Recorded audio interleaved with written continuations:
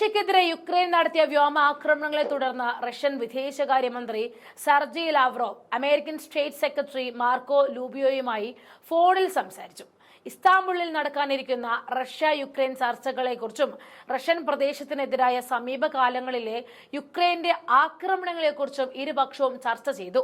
തുർക്കിയിൽ നടക്കാനിരിക്കുന്ന ചർച്ചകൾക്ക് ഒരു ദിവസം മുൻപ് റഷ്യയിലെ ബ്രാൻസിക് കുർസിക് അതിർത്തി പ്രദേശങ്ങളിൽ ബോംബ് ആക്രമണങ്ങളെ തുടർന്ന് 2 പാലങ്ങൾ തകർന്നിരുന്നു. ഇത് 7 പേരുടെ മരണത്തിനും നിരവധി പേർക്ക് പരിക്കേൽക്കുവാനും കാരണമായി. റഷ്യയുടെ അന്വേഷണ സമിതിയുടെ കണക്കനുസരിച്ച് അട്ടിമറിയാണ് ഈ സംഭവങ്ങൾക്ക് പിന്നിലെന്നാണ് ക്രെംലിൻ വിശദീകരിക്കുന്നത്. അതേ ദിവസം തന്നെ രാജ്യത്തിന്റെ വടക്ക് ഭാഗത്തുള്ള മർമാസ്ക് മേഖലയിൽ, പടിഞ്ഞാറൻ റഷ്യയിലെ ഇവാനോവോ റിയാസൻ മേഖലകൾ, സൈബീരിയയിലെ ഇർകുട്സ്ക് മേഖല, ഫോറസ്റ്റിലെ അമുർ മേഖല എന്നിവിടങ്ങളിലെ സൈനിക വ്യോമതാവളങ്ങൾ ലക്ഷ്യമാക്കി യുക്രൈൻ ഡ്രോൺ ആക്രമണം നടത്തുകയും ചെയ്തിരുന്നു. അതേസമയം ശാശ്വത സമാധാനം കൈവരിക്കുന്നതിനായി റഷ്യയും യുക്രൈനും തമ്മിൽ നേരിട്ടുള്ള ചർച്ചകൾ തുടരണം എന്ന പ്രസിഡന്റ് ഡൊണാൾഡ് ട്രംപിന്റെ ആഹ്വാനവും റൂബിയോ ആവർത്തിച്ചു. സ്പൈഡർ വെബ് എന്ന രഹസ്യ അന്വേഷണ നാമമുള്ള ചരിത്രപരമായ ഓപ്പറേഷൻ ഭാഗമായിരുന്നു ആക്രമണങ്ങളെന്നും യുക്രൈനിയൻ മാധ്യമങ്ങൾ അവകാശപ്പെട്ടിരുന്നു.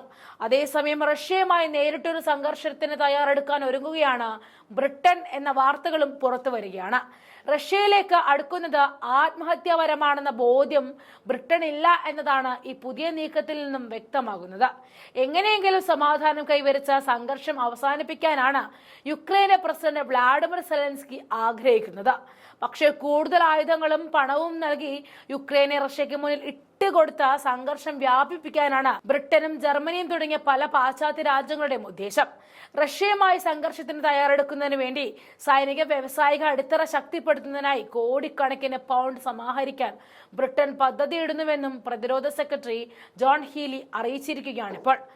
സർക്കാരിന്റെ സ്ട്രാറ്റജിക് ഡിഫൻസ് റിവ്യൂ പ്രസിദ്ധീകരിക്കുന്നതിന് മുന്നോടിയായിട്ടാണ് പ്രതിരോധ സെക്രട്ടറിയുടെ ഈ പ്രസ്താവന വന്നിരിക്കുന്നത്.